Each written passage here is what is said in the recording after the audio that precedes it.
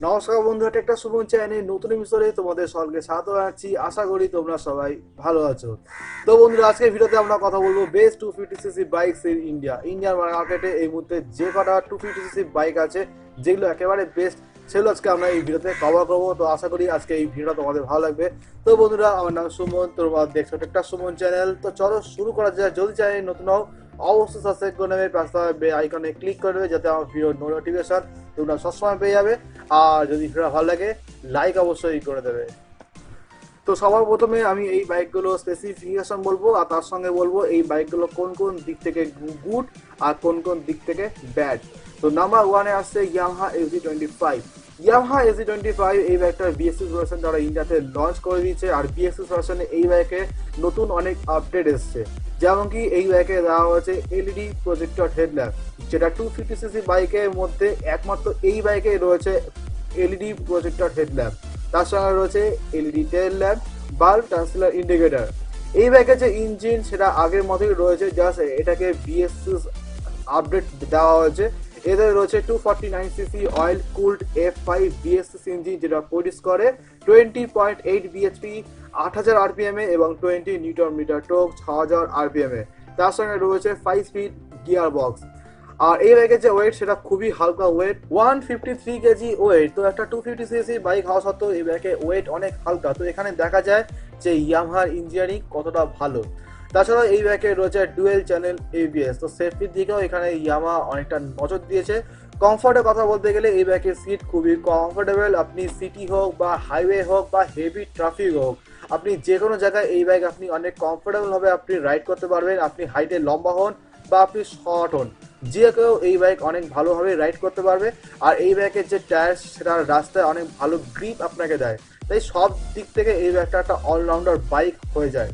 R easy to ride, আপনি যদি প্রথমবার কোনো স্পোর্টস বাইক কেনেন তো এই বাইক আপনার জন্য রাইড করা একেবারে ইজি। এবারে আসবো আমি এই বাইকের প্রাইসিংয়ে। তো প্রাইসিংয়ের দিক থেকে বলবো এই বাইকটা দুটো ভেরিয়েন্ট রয়েছে, একটা হচ্ছে FZ আর একটা হচ্ছে FZS। FZ যেটা প্রাইস পড়ছে 1,80,000 আর FZS যেটা প্রাইস পড়ছে 1,85,000। যাতে আপনি একটা গোল্ডেন কালারের হুইল পেয়ে যাবেন আর সামনে হ্যান্ডেল বারে আপনি একটা একটা গ্রিপ পেয়ে যাবেন। তো যার জন্য ওটার দাম 5,000 টাকা বেশি। তবে আমি বললাম আমি প্রতিটা বাইকেরই কিছু প্লাস পয়েন্ট এবং নেগেটিভ পয়েন্ট বলবো।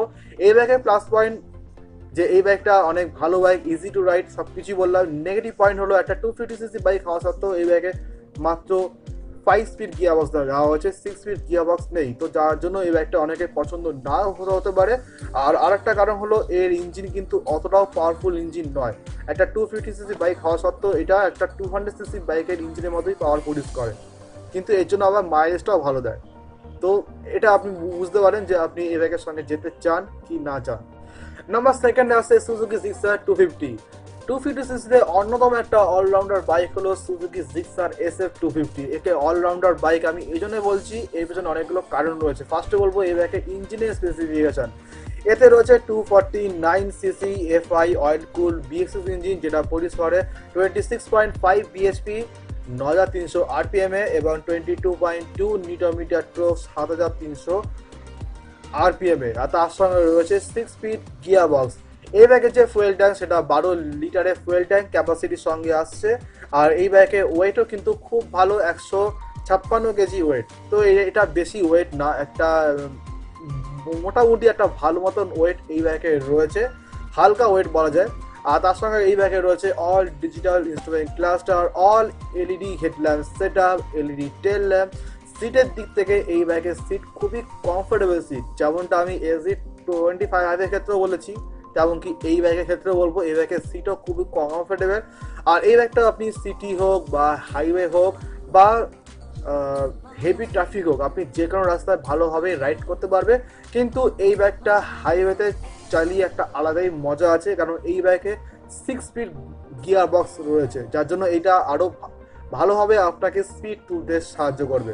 আর তার সঙ্গে এই বাইকের যে ইঞ্জিন সেটা অনেক পাওয়ারফুল ইঞ্জিন FZ25 এর থেকে।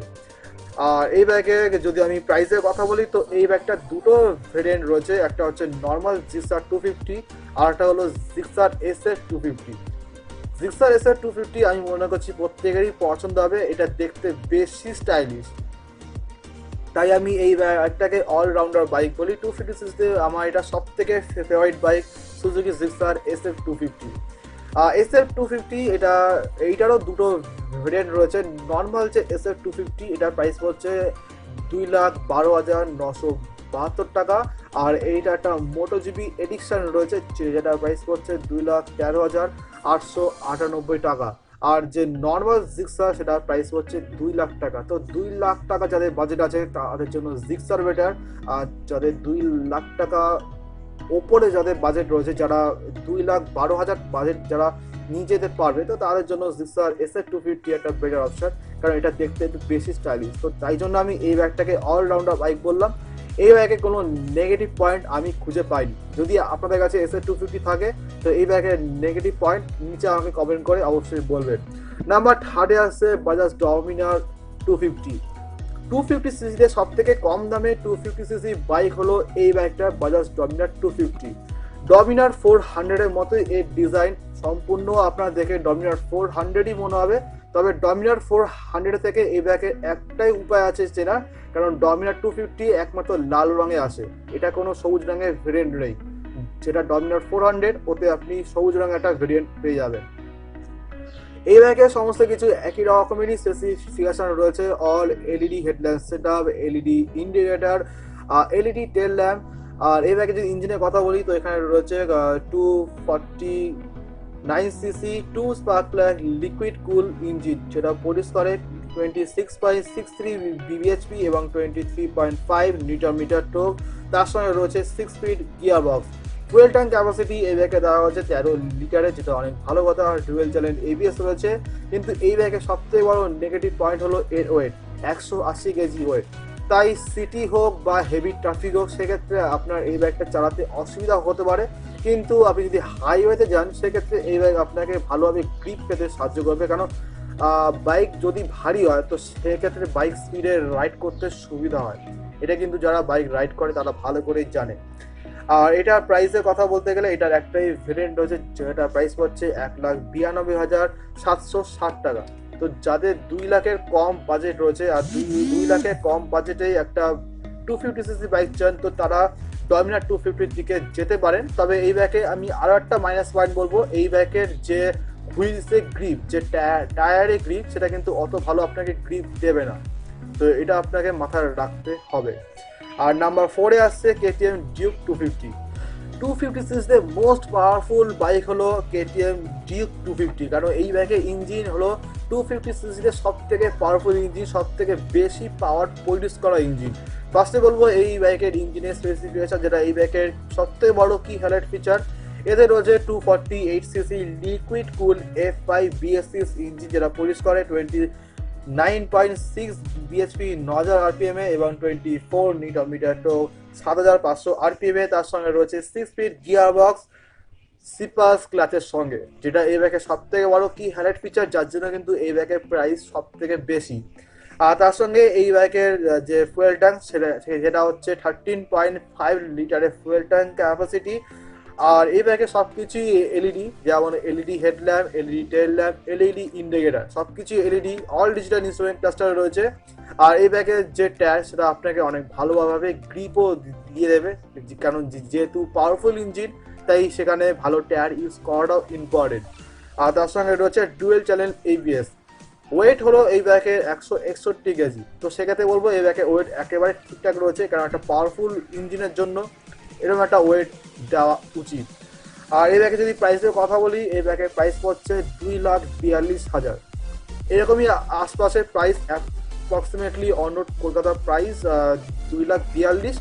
তো এই দিক থেকে বলবো এই ব্যাগের ইঞ্জিন যেহেতু সব থেকে পাওয়ারফুল ইঞ্জিন এবং এতে সিপাস ক্লাস রয়েছে, তো তার জন্য এই ব্যাগের যে প্রাইসিং সেটা আমি বলবো একেবারে ঠিকঠাকই রয়েছে এই প্রাইস সেগমেন্টে। তো আপনি যদি চান মানে 250cc সব থেকে পাওয়ারফুল বাইক, তো আপনি KTM ডিউক 250 দিকে যেতে পারেন। তবে আমি বলবো যারা প্রথমবার একটা স্পোর্টস বাইক কিনছেন তারা KTM ডিউক 250 প্লিজ কিনবেন না। আপনি হয় আপনি জিক্সার কিনুন, নয় আপনি ডমিনার নিন, নয় SG25 নিন। কারণ স্পোর্টস বাইক যদি আপনি রাইড করতে যান তো সেক্ষেত্রে আপনার একটা মানে অভিজ্ঞতা থাকা দরকার যে আপনি আগে একটা স্পোর্টস বাইক চালিয়ে আসছেন, কেন এই বাইকের যে ইঞ্জিন সেটা কিন্তু অনেক শর্ট পিক আপ ইঞ্জিন, আপনি একটুখানি পিক আপ বাড়ালে শর্ট করে ও পিক আপ নিয়ে নেবে। তো এটাকে হ্যান্ডেল করা কিন্তু অতটাও ইজি নয়। যার জন্যই বলবো যদি আপনার ফার্স্ট টাইম কোনো বাইক হয় তো আপনি এই বাইকের দিকে আপনি যাবেন না। তো এই হলো আজকে ভিডিওর 4টে বাইক, যে 4টে বাইক 250cc সব থেকে ভালো বাইক। 4টে বাইককে আমি রেকমেন্ড করবো যে আপনার বাজেট অনুযায়ী আপনি এই বাইকটা নিন। আমার যদি পার্সোনাল ওপিনিয়ন চান যে আমার পার্সোনালি কোন বাইকটা বেশি ভালো লাগছে, সুজুকি জিক্সার 250, কারণ এই বাইকটা অলরাউন্ডার বাইক। যে প্রাইস সেগমেন্টে আসছে সেই প্রাইসটাকে দেখে যদি দেখি তো এটা একটা all-rounder bike, Suzuki Gixxer SF 250। তো আজকের জন্য এই ভিডিও এখানেই। কেমন লাগলো ভিডিও নিচে কমেন্ট করে অবশ্যই বলবে। যদি তো তোমাদের কোনো কোশ্চেন থাকে সেটা আমাকে নিচে কমেন্ট করে কোশ্চেন করতে পারো। যদি এই ভিডিও ভালো লাগে লাইক অবশ্যই করবে, লাইক পেলে অনেক বেশি মোটিভেশন পাই। যদি চ্যানেল নতুন হও অবশ্যই সাবস্ক্রাইব করবে, সাবস্ক্রাইব করে বেল আইকনটাকে ক্লিক করে নেবে, যাতে আমার ভিডিও যখনই আপলোড করবো তোমরা সঙ্গে সঙ্গে ভিডিও নোটিফিকেশন পেয়ে যাবে। তো আজকের জন্য এই ভিডিও এখানেই শেষ করছি, দেখা হবে তোমাদের সঙ্গে নেক্সট ভিডিওতে। ততক্ষণ তোমার সাথে ভালো দেখো, সুস্থ দেখো, টাটা।